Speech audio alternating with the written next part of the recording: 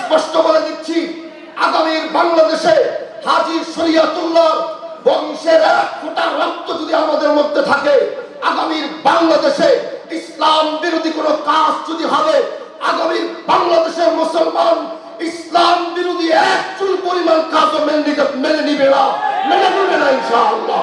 এজন্য যদি আইনমা পরিষদ বারবার দেখছি তারা এমন বিষয়গুলোকে সামনে আনে, জাতির জন্য তারা এত সুন্দর কাজ করে, হয়তো মিডিয়ার মাধ্যমে গোটা জাতি সেটা জানতে পারে না।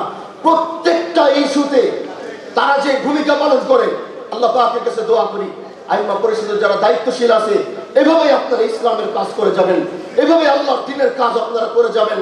আগামী আল্লাহ পাক যেন আমাদেরকে কাঁধে কাঁধ মিলিয়ে একত্রিত হয়ে উলামায়ে কেরাম স্পষ্ট বার্তা দিয়ে যাচ্ছি, এই বিষয়ে যদি সরকার মহোদয় না বুঝবে, উলামায়ে কেরাম ঐক্যবদ্ধ হয়ে যদি আপনাদেরকে ডাক দিবে, তাহলে আমরা সেই ডাকের জন্য আমার জীবন, আমার মরণ, আমার জানটুকু দেওয়ার জন্য প্রস্তুত থাকবো ইনশাআল্লাহ। রাসূলুল্লাহি ওয়া ফাতহুল করিম ওয়া বাশশিরিল মুমিনিন। আসসালামু আলাইকুম ওয়া রাহমাতুল্লাহি